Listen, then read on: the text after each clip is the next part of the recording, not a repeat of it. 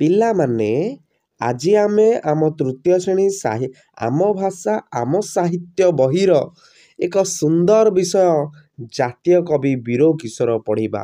ତାଙ୍କ ବିଷୟରେ ଜାଣିବା ସେ କିଏ। ଏହି ବିଷୟ ଆମକୁ ଆଗକୁ ବଢ଼ିବା ପାଇଁ ଏକ ପ୍ରେରଣା ଦେବ, ଆମକୁ ଉତ୍ସାହିତ କରିବ, ଆମ ଦେଶ ପାଇଁ କିଛି କରିବା ପାଇଁ ଆଗ୍ରହ ଜାତ ହେବ। ତାହେଲେ ପିଲାମାନେ ଏଇଟା ପଢ଼ିବା।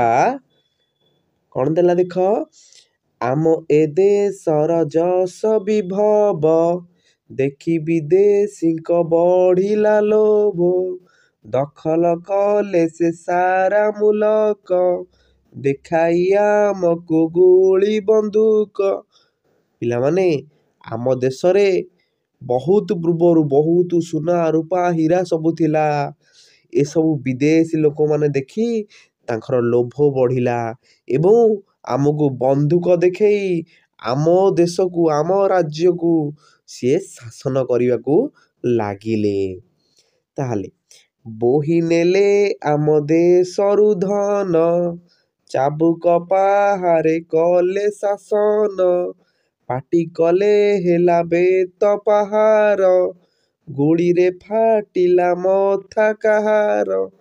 ତାହେଲେ ଆମ ଦେଶରୁ ପିଲାମାନେ ସବୁ ଧନ ରତ୍ନ ସିଏ ବୋହି ନେଲେ।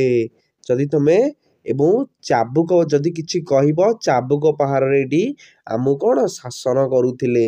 ହେଲା, ଯିଏ ବି ପାଟି କରିବ ତାକୁ ବେତ ପାହାର ହେବ ଏବଂ ଯଦି ବେତ ପାହାର ନ ହେଲା ଅଧିକ ଯିଏ କହିବ ତା କ'ଣ ମଥା ଗୁଳିରେ ତାକୁ ବନ୍ଧୁକରେ ଗୁଳି ଫୁଟେଇ ଦେଇକି ଉଡ଼େଇ ଦେବେ ସେମାନେ।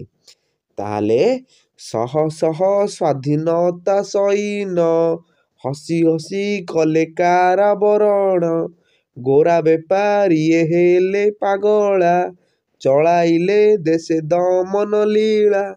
ପିଲାମାନେ ଆହୁରି କ'ଣ ହେଲା, ବହୁତ ଆମର ସ୍ୱାଧୀନତା ସୈନିକ ମାନେ ହେଲା କିଛି କହି ସେମାନେ କ'ଣ କାରାବରଣରେ ବନ୍ଦୀ ହେଲେ, ଯେମିତି ଗାନ୍ଧିଜୀ। ହେଲା, ତାହେଲେ ବୀର କିଶୋର କିଏ, ତାଙ୍କ ବିଷୟରେ କାହିଁକି ପଢ଼ିବା ପିଲାମାନେ। ବୀର କିଶୋର ଏ ଦେଶର କବି, ଆଖିରେ ଦେଖିଲେ କଷଣ ଛବି, ଗୋରା ଶାସକଙ୍କ ଦମନ ଲୀଳା, ମନକୁ ତାଙ୍କର ଅଥିର କଲା। ବୀର କିଶୋର କିଏ, ବୀର କିଶୋର ହେଉଛନ୍ତି ଏ ଦେଶର କବି।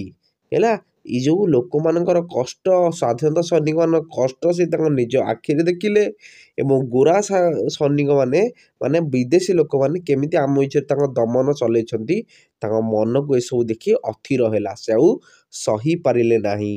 ଲେଖିଗଲେ ଗୀତ ମାଳକୁ ମାଳ, ରହିଥିବ ତାହା କାଳକୁ କାଳ, ସେ ଗୀତେ ସଭିଏ ଉଠିଲେ ମାତି, ଗୁଳି ଆଗେ ଦେଲେ ପତାଇ ଛାତି।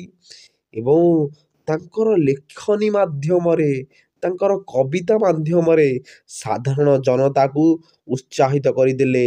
ଆମେ ଆମ ଦେଶ ପାଇଁ କ'ଣ କରିବା, ବର୍ତ୍ତମାନ ଆମ ଦେଶରୁ ବିଦେଶୀଙ୍କୁ ହଟାଇବାର ସମୟ ଏବଂ ବହୁତ ଗୁଡ଼ିଏ ଗୀତ ଲେଖି ଚାଲିଲେ ଏବଂ ଲୋକ ଏ ଗୀତ ଶୁଣି ସବୁ ମାତି ଉଠିଲେ ଏବଂ ସେ କହିଲେ ତମେ ଆମ ଦେଶରୁ ବାହାରି ଯାଅ ଏବଂ ଗୁଳି ଆଗରେ ତାଙ୍କ ଛାତି ଦେଖେଇବାକୁ ମଧ୍ୟ ପଛେଇ ଗଲେ ନାହିଁ।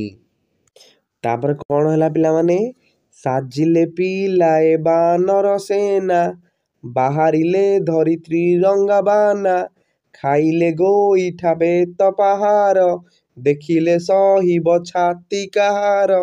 ପିଲାମାନେ ଛୋଟ ଛୋଟ ପିଲାମାନେ ମଧ୍ୟ ବାହାରି ପଡ଼ିଲେ ତ୍ରିରଙ୍ଗା ବାନା ଧରିକି ଏବଂ ବେତ ପାହାର ମଧ୍ୟ ଖାଇଲେ। ହେଲା, କିନ୍ତୁ ଏସବୁ ଦେଖିଲେ କାହାର ଛାତି ସହିବ, ଛୋଟ ପିଲାମାନଙ୍କୁ ମଧ୍ୟ କ'ଣ ସେମାନେ ବେତ ପାହାର ଦେଲେ। ଗୋରା ସରକାର ବନ୍ଧୁକ ଗୁଳି, କବିତା ଶକ୍ତି ତା ଠାରୁ ବଳି, ଥରିଲା ଶେଷରେ ବିଦେଶୀ ଛାତି, ଆଉ ନ ରହିଲେ ଗୋଟିଏ ରାତି। ହେଲା, ଗୋରା ସରକାରଙ୍କର ବନ୍ଧୁକରୁ ଗୁଳି ଠାରୁ ମଧ୍ୟ ଅଧିକ ଶକ୍ତି ଥିଲା କବି ବୀର କିଶୋରଙ୍କ କବିତାରେ। ଲୋକମାନେ ଜାଗ୍ରତ ହେଇ ଉଠିଥିଲେ ଏବଂ ଶେଷରେ ବିଦେଶୀମାନଙ୍କର ଛାତି ଥରିଲା, ଆଉ ଗୋଟିଏ ରାତି ମଧ୍ୟ ଆମ ଦେଶରେ ନ ରହି ସେମାନେ କ'ଣ ଛାଡ଼ି ପଳେଇଲେ ଭାରତ ଭୂଇଁ, 13 ନଈ 7 ଦରିଆ ଡେଇଁ। ଆମ ଭାରତ ମାତା ସେ କ'ଣ ଛାଡ଼ିକି ପଳେଇଲେ। ହେଲା, ଏବଂ ହେଲା, ତାହେଲେ ନେକ୍ସଟରେ ଆମେ ଅଭ୍ୟାସ ପ୍ରଶ୍ନପତ୍ର କରିବା। ଏ ବିଷୟ ଆମେ ସମ୍ପୂର୍ଣ୍ଣ ବୁଝିଗଲେ ଦେଶ ପାଇଁ ଏ ବିଷୟ ଆମର ଗୋଟେ ପ୍ରେରଣା। ଆମେ ଆମ ଦେଶ ପାଇଁ ଜନ୍ମ ହୋଇଛେ ଏବଂ ଦେଶ ପାଇଁ କିଛି କରିକି ଯିବା। ଧନ୍ୟବାଦ ପିଲାମାନେ।